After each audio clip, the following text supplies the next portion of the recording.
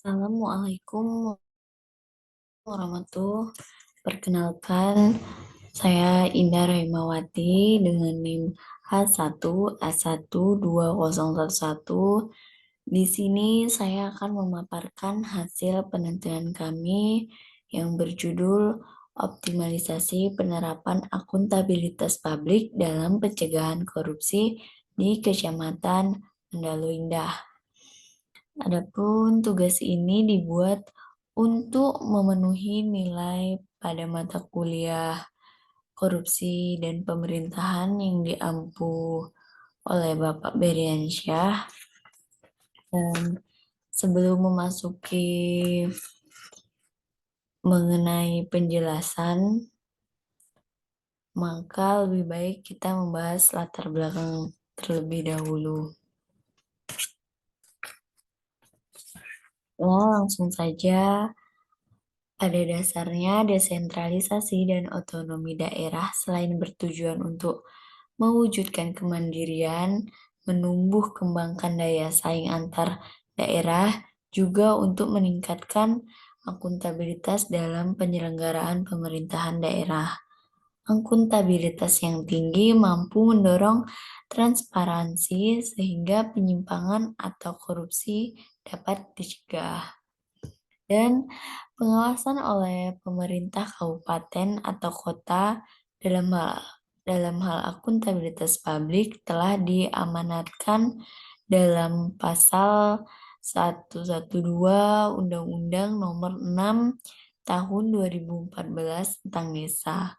Dan lebih lanjut pada pasal 114 disebutkan bahwa pemerintah provinsi memiliki kewenangan untuk melakukan pembinaan kepada pemerintah kabupaten atau kota, pemberian alokasi dana, serta pembinaan dan pengawasan atas penetapan RAPBD dalam pembiayaan desa. Jadi hal ini mempertegas bahwa pemerintah kabupaten atau kota wajib melaksanakan fungsi tersebut ke dalam satu langkah konkret guna mewujudkan akuntabilitas dalam pengelolaan dana desa dengan mendekatkan pencegahan tindak korupsi. Penerapan pengawasan yang baik akan memastikan penggunaan dana desa sesuai dengan peraturan yang berlaku dan menghindarkan aparat desa dan pihak lainnya berurusan dengan masalah hukum. Dengan demikian, pembangunan desa dapat berjalan dengan baik sehingga kesejahteraan masyarakat akan terwujud. Jadi, penelitian kami mengkaji pengelolaan dana desa di Desa Mendalu Indah dengan menitik beratkan pada fungsi pembinaan dan pengawasan pemerintah kabupaten serta mitra kerjanya dalam rangka melakukan upaya pencegahan korupsi pada pengelolaan dana desa dengan menggunakan pendekatan dimensi akuntabilitas publik yang meliputi akuntabilitas hukum dan kejujuran, manajerial, program, kebijakan, serta finansial. Juga pada sistem pengawasan yang dilakukan yaitu analisis faktor internal dan eksternal serta model rekomendatif dalam pencegahan korupsi. Dan selanjutnya di sini kami menggunakan metode penelitian kami dilakukan dengan menggunakan pendekatan kualitatif dan teknik pengumpulan data yang dilakukan dalam penelitian itu yaitu wawancara, observasi yang meliputi ketetapan hukum dan kebijakan. Dan kami dalam penentuan informan pada penelitian kami menggunakan teknik purposif berdasarkan kriteria khusus atau yang dianggap memahami permasalahan yang diteliti. Sehingga layak digali informasinya melalui wawancara. Dan teknis analisis data dalam penelitian kami menggunakan model analisis data interaksi dari Miles, Hurburn, dan Saldana. Penggambaran model analisis datanya dilakukan dengan beberapa langkah. Yang pertama yaitu ada konsistensi data, yaitu data transkrip wawancara yang diperoleh dari kedelapan informan yang telah kami tentukan. Terus ada catatan lapangan yang diperoleh dan disederhanakan atau diabstrakkan sesuai dengan kebutuhan dan relevansi penelitian kami. Dan yang kedua ada penyajian data, yaitu hasil data yang telah dikonsistensikan disatukan sebagai informasi penelitian yang berimbang sehingga bisa dianalisis ke dalamnya berdasarkan pemahaman yang dimiliki peneliti yang juga sebagai instrumen penelitian. Dan yang terakhir, yang ketiga yaitu penarikan kesimpulan, yaitu dari data yang telah disajikan dan dipersepsikan dibangun dengan teori yang relevan seperti teori akuntabilitas, korupsi, serta analisis SWOT, ya sehingga respon antara data yang disajikan dengan teori yang merespon akan membawa pada kesimpulan. Dan kita akan memasuk pembahasan yang mana akuntabilitas dimaksudkan untuk mencari jawaban terhadap pertanyaan yang berhubungan dengan pelayanan apa, siapa, kepada siapa, milik siapa, yang mana, dan bagaimana. Menurut Matis dan Jackson menjelaskan bahwa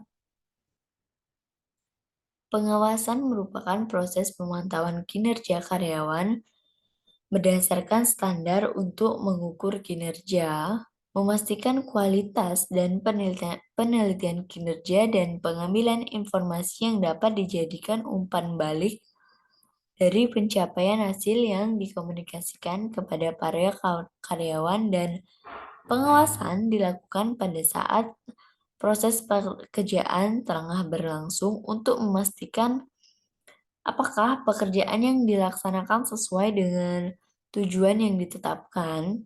Dan dikutip dari POP, akar masalah yang tidak dapat dikelola dengan baik akan mengarah kepada praktik-praktik korupsi, dan pelaku kejahatan terstruktur pada umumnya memanfaatkan institusi politik untuk menciptakan peluang potensi yang mengarah pada tindak pidana korupsi terjadi. Jadi terkait dengan hal-hal tersebut, pada dasarnya pendekatan good governance melalui reformasi ketatakelolaan termasuk dalam pengambilan keputusan kebijakan merupakan pendekatan yang selayaknya diambil dalam rangka pencegahan potensi korupsi terjadi baik aktivitas pada birokrasi maupun lembaga politik. Dan dikutip dari Hopwood dan Tomskin menjelaskan bahwa ada akuntabilitas terbagi menjadi 5. Yang pertama, ada akuntabilitas hukum dan kejujuran, yaitu pertanggungjawaban lembaga agar berperilaku jujur dan menaati hukum, menghindari dari segala penyalahgunaan jabatan, dan memenuhi hukum yang berlaku. Yang mana dalam penelitian kami berkaitan dengan penerapan akuntabilitas hukum dan kejujuran sebagai langkah untuk mengantisipasi penyalahgunaan jabatan serta menciptakan jaminan kepatuhan terhadap hukum dan peraturan lain dalam menggunakan sumber dana publik.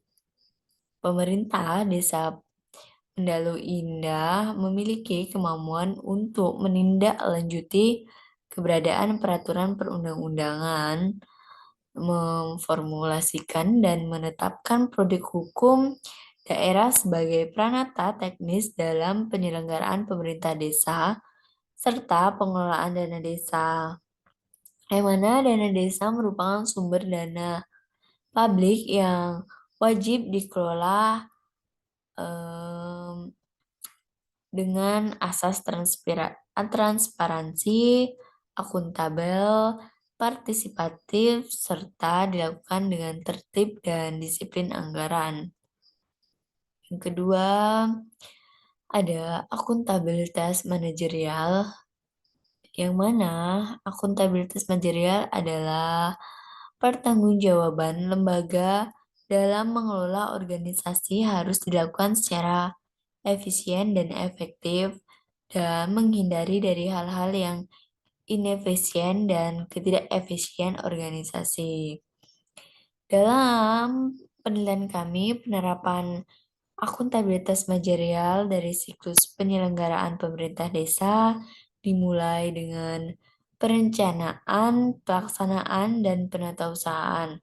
Sedangkan manajerial kelembagaan dilakukan melalui pengorganisasian struktur lembaga yang menangani desa, yakni Desa Pemberdaya Masyarakat dan Pemerintahan Desa atau DPMPD.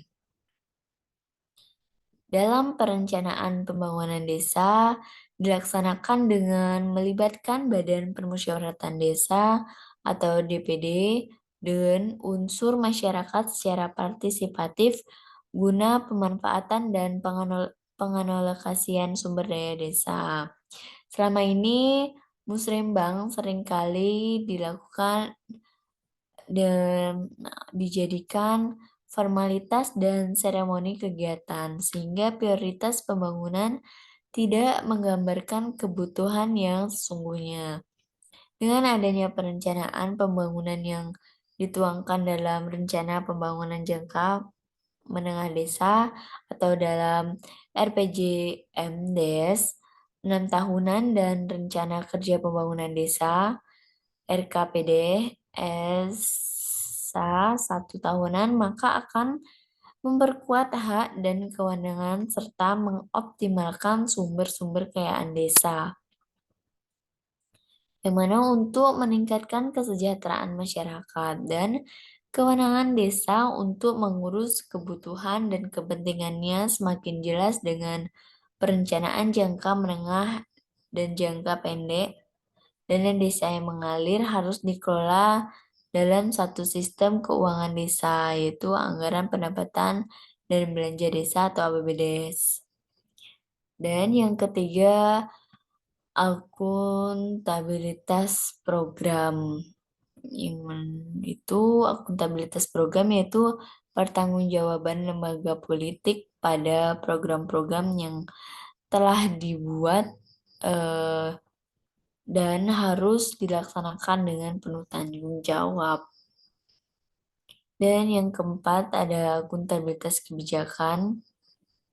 Jadi pengalokasian dana desa yang digunakan untuk mensejahterakan masyarakat, terutama untuk keperluan pada padat karya, program-program yang dirancang mengacu pada program Kemendagri yang diatur melalui Permendas yang selanjutnya dijabarkan dalam Peraturan Bupati Muaro Jambi Nomor 5 Tahun 2020.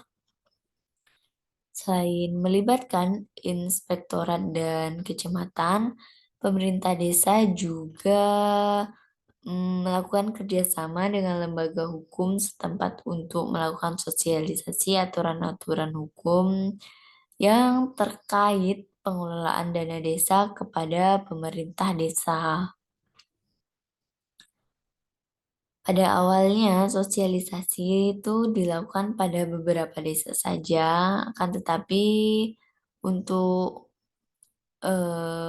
meningkatkan efektivitas sosialisasi tersebut akan dilakukan Desa Mendalo. Harapannya pemerintah desa betul-betul memahami aturan-aturan hukum tentang dana desa sehingga penyimpangan atau korupsi dapat dicegah. Dan yang terakhir ada akuntabilitas finansial, yang mana akuntabilitas finansial adalah pertanggungjawaban lembaga politik dalam menggunakan uang publik dengan efisien, efektif, tidak ada pemborosan, dan juga tidak ada korupsi. Dalam penelitian kami, penyelenggaraan pemerintahan maupun penyelenggaraan perusahaan yang baik dinyatakan juga bahwa dalam akuntabilitas berisi kewajiban untuk menyajikan dan melaporkan segala kegiatan, terutama dalam bidang administrasi keuangan kepada pihak yang berkepentingan. Akuntabilitas dapat dilakukan dengan menyediakan kesempatan kepada semua pihak yang berkepentingan untuk bertanya maupun menuntut pertanggungjawaban para pelaksana program dan mengambil keputusan di tingkat masyarakat daerah. Maka dalam hal ini, semua kegiatan yang berkaitan dengan pengelolaan dana desa harus dapat diakses oleh semua unsur yang berkepentingan, terutama masyarakat di wilayah Kecamatan Mendalu Indah. Jadi,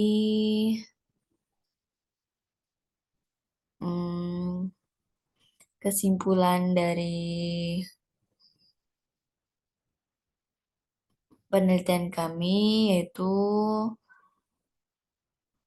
pemerintah daerah melakukan pencegahan korupsi terhadap pengelolaan dana desa melalui fungsi pembinaan dan pengawasan yang dimilikinya, dan juga inovasi merupakan suatu yang diperlukan untuk memenuhi tuntutan akuntabilitas publik yang meliputi aspek hukum dan kejujuran, manajerial, program, kebijakan, dan juga finansial.